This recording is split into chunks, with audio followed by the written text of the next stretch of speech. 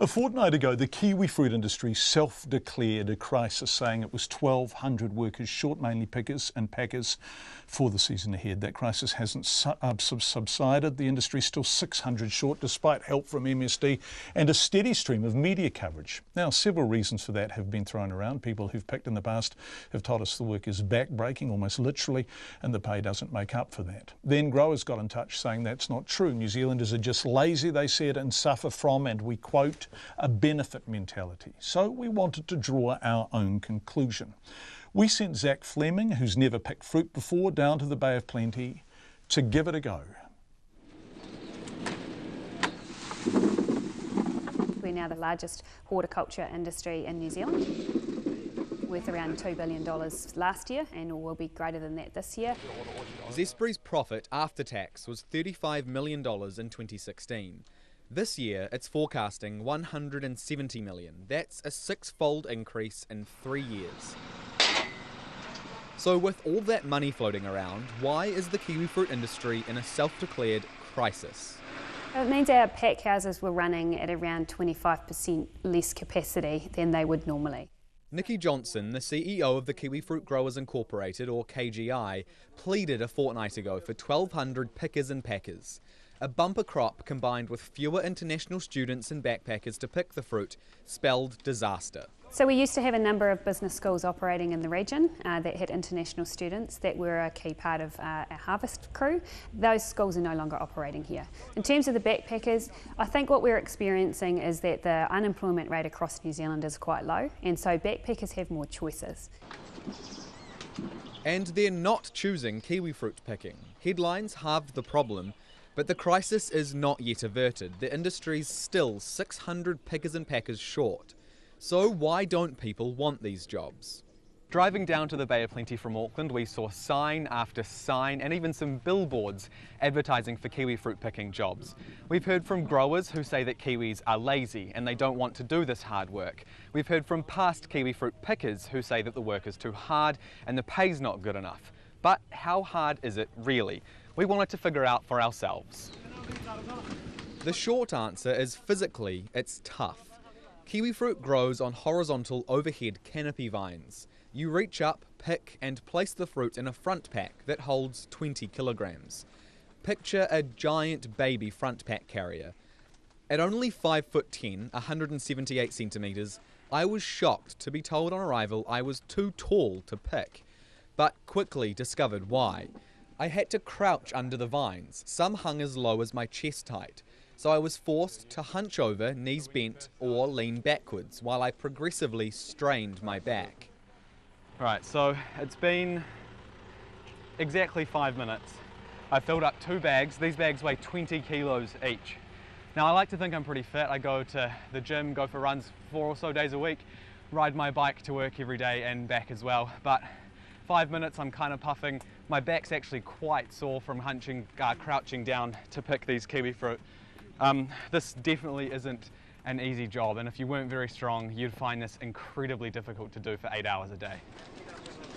Some pickers do it for longer, 10 plus hours a day, though they can take a 1 hour unpaid break.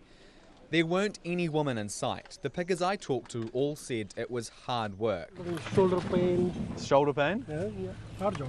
Sore back? Sore back. Most said they didn't enjoy it, but the back pain becomes manageable after a week or so, once the body adapts. The orchard owner told me a fast picker here can be paid around $25 an hour, but we were brought here by KGI, so that's likely to be as good as it gets. A quick Google search for kiwifruit picking jobs in New Zealand and you'll find many paying the minimum wage or close to it.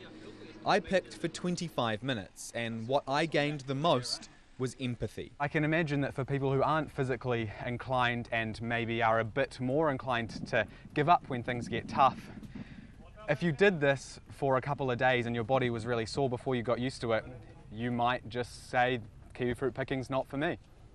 The orchard owner wasn't happy with that assessment. After previously agreeing to an interview, he changed his mind. On top of the physicality, there's the complete lack of job security. It's only a job for 3 months of the year, and kiwifruit can't be picked in the rain, or even if it's still wet from rain.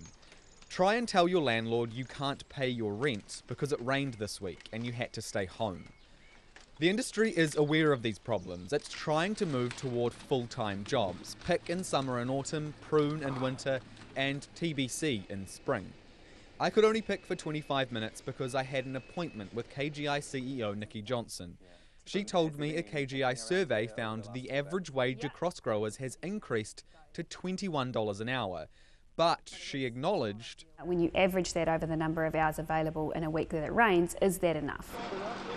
The industry is 600 workers short, which suggests it's not. Regardless of whether it's minimum wage, 25, 30, 35, clearly the market has deemed that kiwifruit pickers aren't being paid enough because they don't want to go and do it for the wages that they're being offered. Which is why you've seen an increase from what would have been a minimum wage position to now $21 an hour. But what I'm trying to get at is perhaps it's still not enough. And we don't know that at this point. That's something that we've seen the increase go to this year.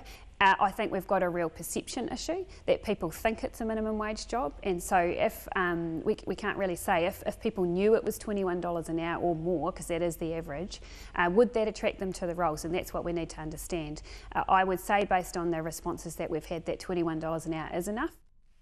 KGI's office is in the same building as Zespri in Mount Maunganui. The two are closely linked. Most growers have shares in Zespri. And remember, Zespri is forecasting a $170 million profit this year. It's building new headquarters, predicting a doubling in staff. And its new red kiwifruit's about to hit the market, which I'm told can sell for $6 each in Asia. Pre-commercial, but there are some trials happening at the moment which are really exciting.